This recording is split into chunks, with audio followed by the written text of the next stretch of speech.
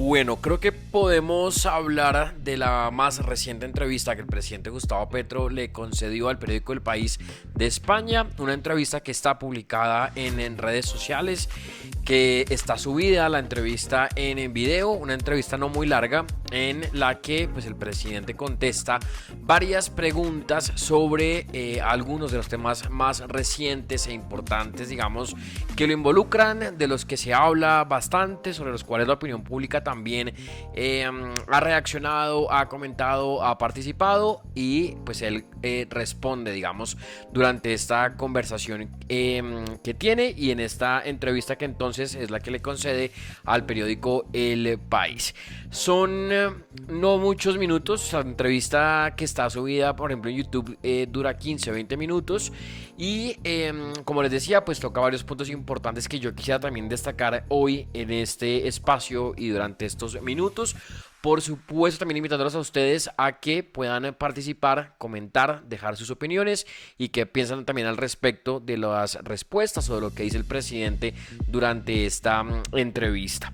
Son varias, como les decía, varios puntos. Habla del tema de la presidencia, de su hijo Nicolás Petro, del tema de la familia, habla de la candidatura de Vicky Dávila. Algo muy, digamos, frente a la postura que él tiene frente a ella, digamos. Habla también de su relación con el presidente de Estados Unidos, Donald Trump, de Francia Márquez, Armando Benedetti, y en fin, creo que toca, como les decía, varios puntos importantes que si quieren podemos también arrancar a ver en este momento. El primer punto, digamos, la primera parte de esta entrevista es justamente, como también lo titulan ellos, las lecciones que le ha dejado el estar en la presidencia. Sobre este punto, el presidente Petro lo que ha dicho es: esto es de una infelicidad absoluta. Este palacio no me gusta. Debe estar lleno de fantasmas. Es lo que dice en esta primera parte de la conversación, o de la entrevista, mejor dicho, el presidente Gustavo Petro.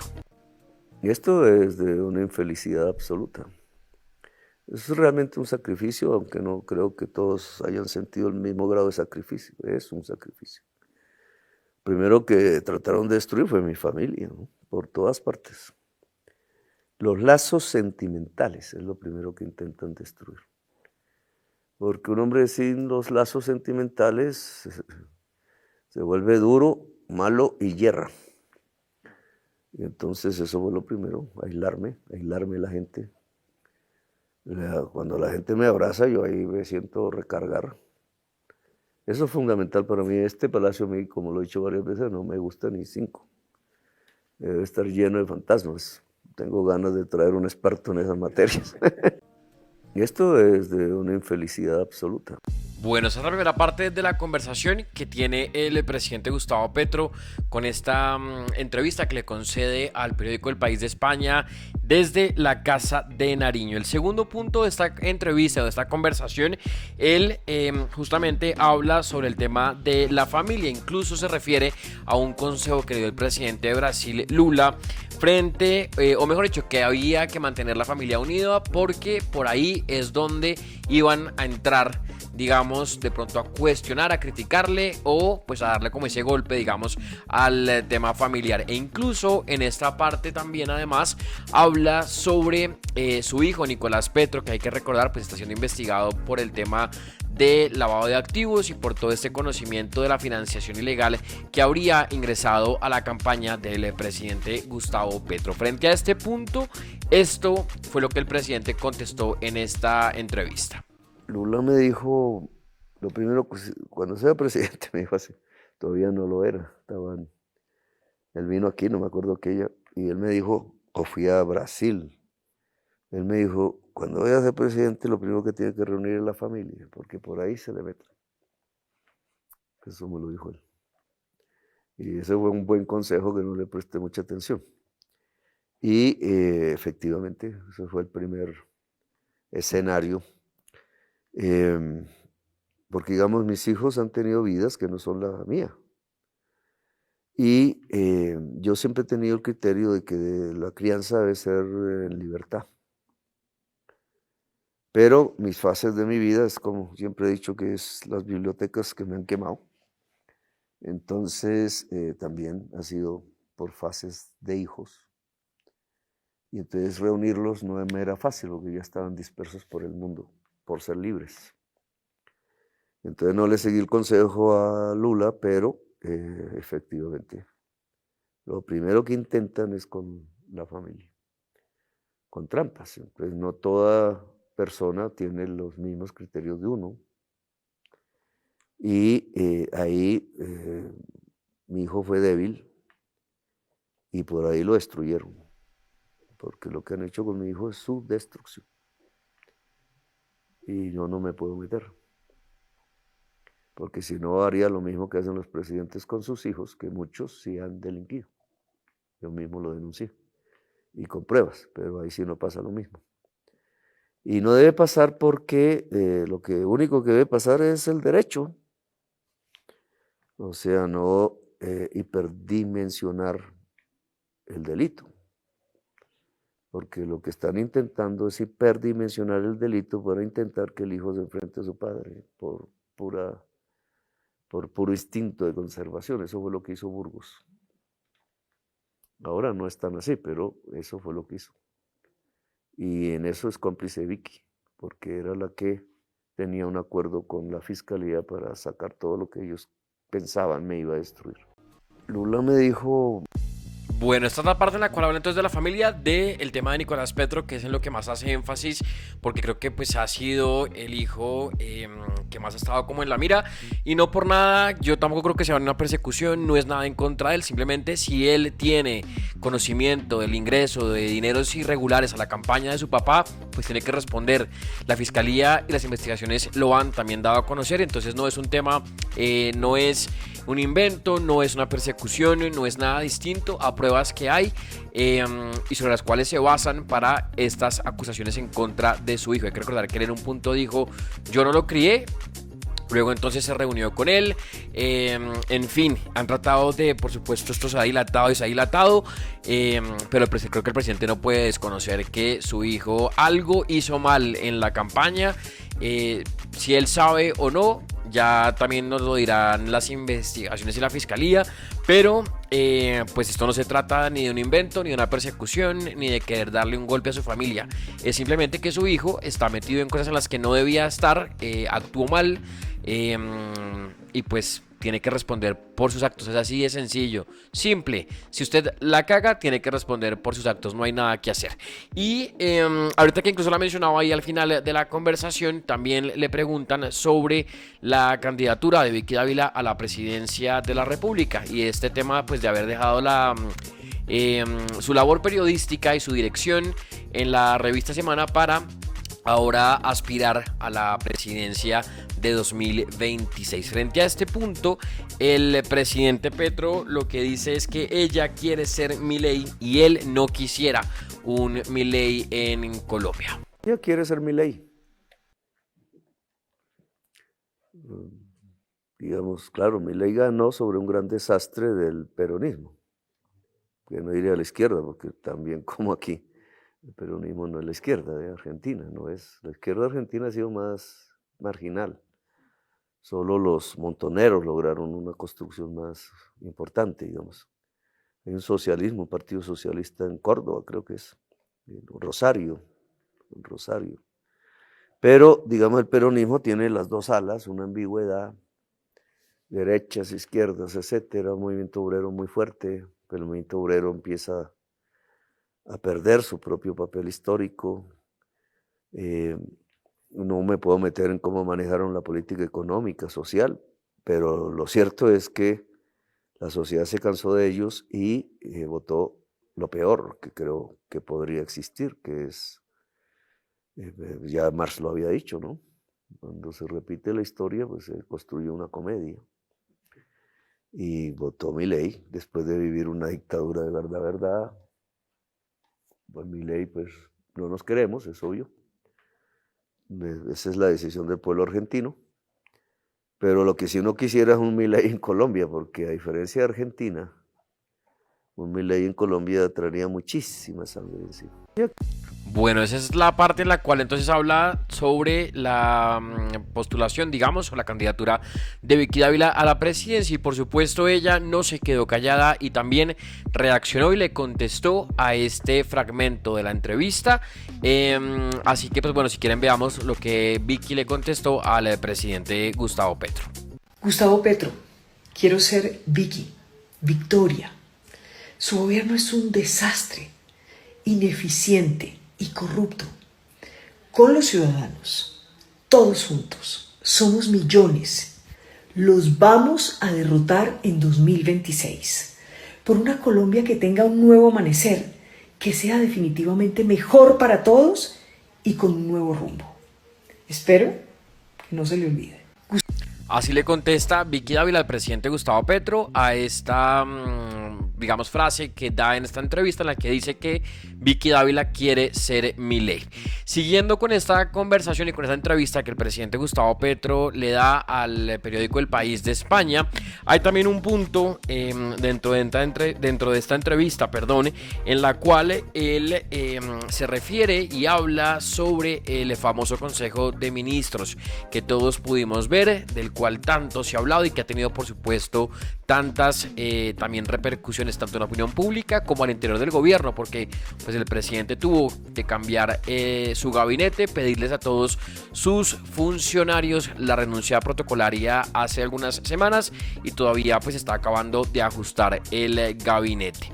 Frente a este punto del Consejo de Ministros, dice tres cosas también, ya si quieren también lo vemos, pero dice que la idea fue de él, que él creía que el pueblo merecía saber cómo funcionaba un Consejo de Ministros, y en un punto también de la entrevista dice que él no pensaba pues que esto iba a tener tanta audiencia, que pues desafortunadamente por buen consejo no fue que tuvo tampoco tan buena audiencia este Consejo de Ministros, pero eso fue lo que dijo el presidente Gustavo Petro en esta entrevista. A ver, la idea fue mía y la tomé más o menos una hora antes.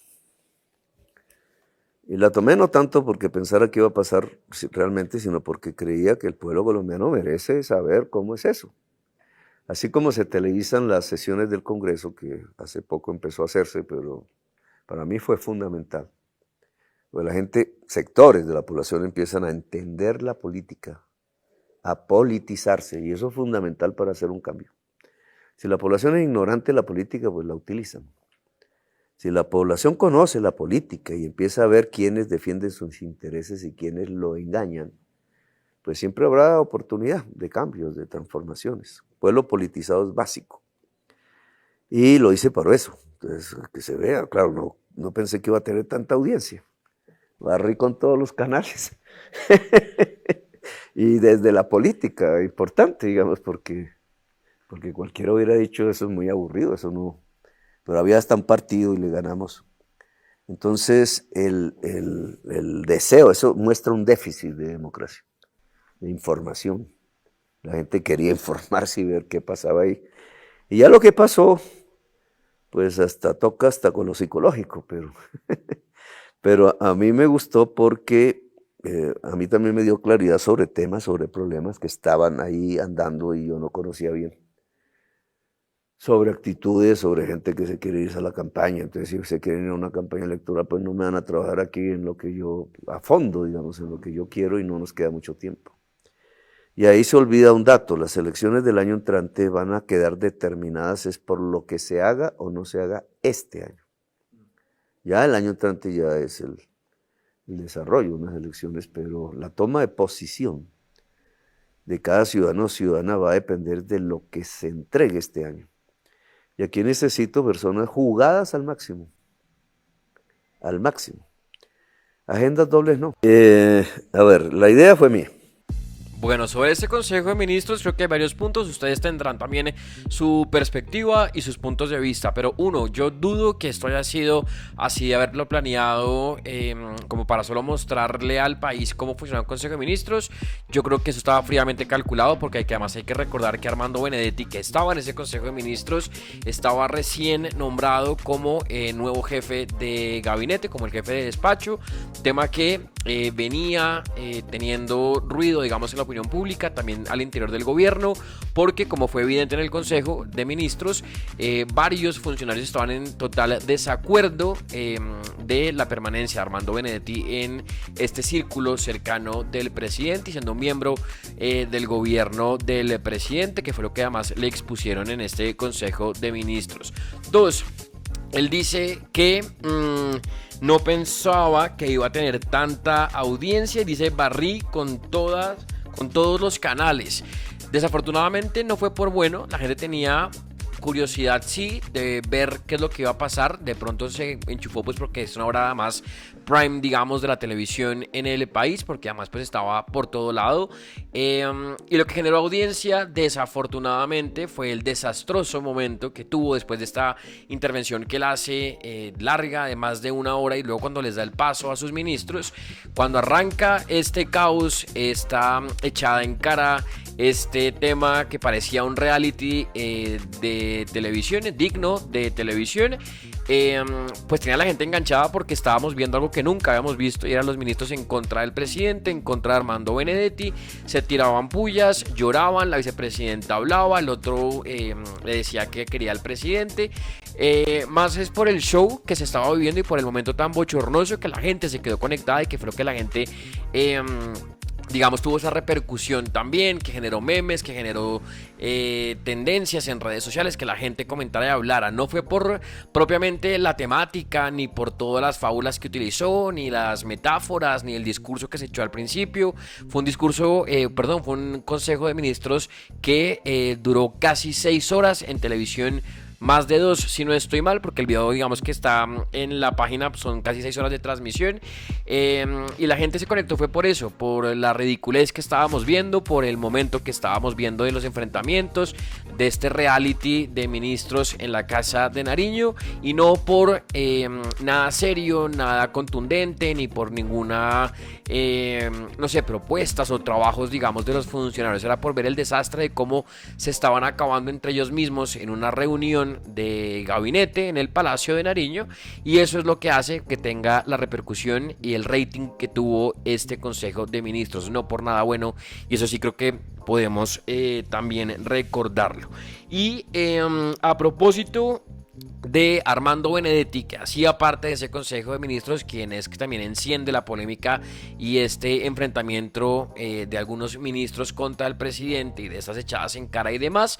Él también habla en esta entrevista justamente de Armando Benedetti, que duró en ese cargo nada, o sea, muy pocos días, y que ahora pues fue designado como nuevo ministro del Interior, pese a las críticas, pese a la opinión pública, a la opinión de sus ministros, de sus funcionarios más allegados. Al presidente le importó absolutamente nada, 5, y pese a todo, él tomó la decisión de designarlo como ministro del Interior. Pero bueno, él habla de Armando Benedetti en esta entrevista para El País.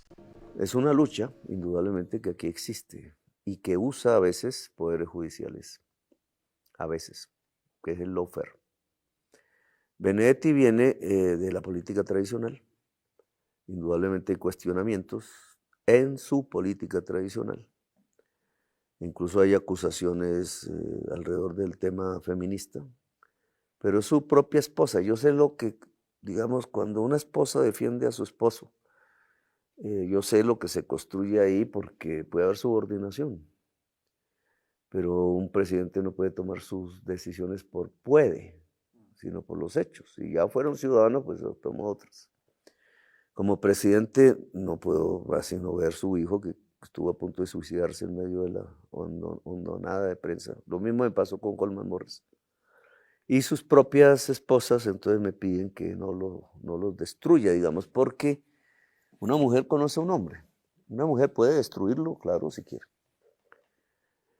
Lo hemos visto. También un hombre ya físicamente, no moralmente, puede destruir a una mujer, también lo hemos visto. Es el producto de un proceso de liberación que apenas sí está arrancando. Pero cuando la propia esposa que conoce a la persona dice no porque lo destruye, pues yo tengo que ver si destruyo o no, porque algo que me he impuesto es si las emanaciones de política que yo hago destruyen gente o no, y me preocupa. Más o menos he intentado que nadie pierda, eso no es fácil, porque las contradicciones son reales. Pero por ejemplo en un tema como la tierra, esto aparte del tema de Benedetti, he tratado es que el terrateniente venda la tierra, nos cuesta más, pero no que el campesino se la tome, porque generaríamos un proceso de violencias de nuevo. El terrateniente se vuelve paramilitar y masacra al campesinado, etcétera, etcétera, etcétera. No destruir a las personas es dar una segunda oportunidad. Claro, si un juez dice cometió un delito, es que hasta ahora nadie lo ha hecho. ¿Cierto? Si usted examina, el único proceso judicial que quedó en firme hasta ahora es el de tráfico de influencias. Me pongo a ver todo lo que me rodea y todos hacen tráfico de influencias. Intentan influenciarme. Así casual, todos hacen tráfico de influencias, pero pues eso no importa.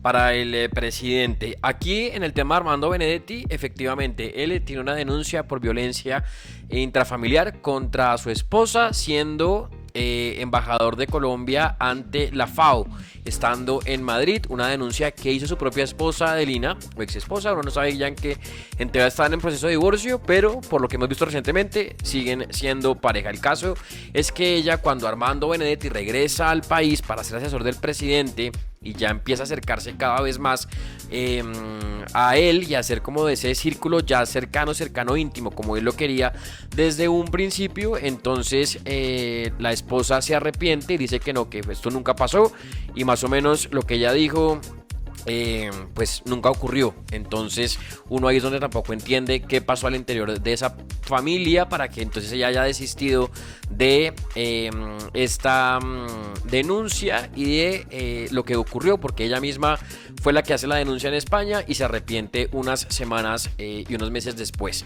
Armando Benedetti, aparte de esto, está involucrado en el caso de Marelvis Mesa, de la niñera de Laura Sarabia, del tema del maletín. Hay que recordar los audios de la revista Semana que también dejaron mucho que pensar, en los cuales él además amenaza de tener mucha información y de que si él habla, pues más o menos todo se iba al carajo. Él estaba muy ardido porque pues digamos que él contaba o soñaba con ser de ese círculo cercano, que es lo que está haciendo ahorita, pero desde el principio del gobierno a él lo tuvieron siempre en las embajadas como retiradito, y eso no le gustó mucho y fue lo que disparó también los audios de la revista Semana. Aparte de este caso, violencia de género, pues con el tema de su esposa, involucrado recientemente en el caso de Fonade por lo que decía el presidente, el caso de tráfico de influencias. Él además está investigado también por casos de corrupción, y bueno, pese a todo esto que lo rodea, los escándalos y demás, él pues se ha mantenido en el gobierno. Es el quinto cargo que tiene actualmente en este periodo, digamos, de gobierno del presidente Gustavo Petro. 2 veces embajador, asesor de presidencia, jefe del gabinete y ahora ministro del Interior. Contra él no pasa absolutamente nada.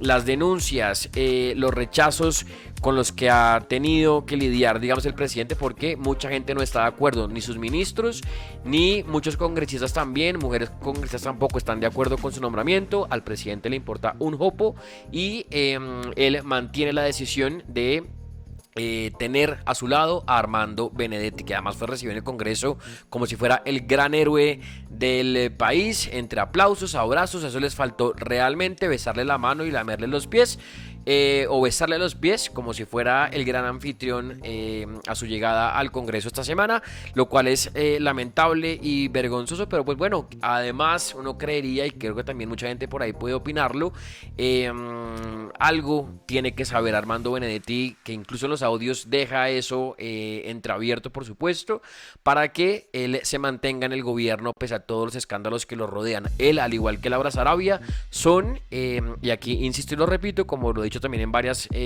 programas y videos, son los consentidos del presidente Gustavo Petro, y contra ellos no pasa absolutamente nada. Los rodean los escándalos, señalamientos, malos, digamos, procesos y actuaciones durante este tiempo, pero pues eso parece al presidente poco importarle y él lo sigue manteniendo a su lado. Así que uno creería que la información que tienen o lo que saben es mucho para que pese a todo ellos continúen siendo parte del famoso gobierno del supuesto cambio que prometió el presidente Gustavo Petro cuando era candidato a la presidencia.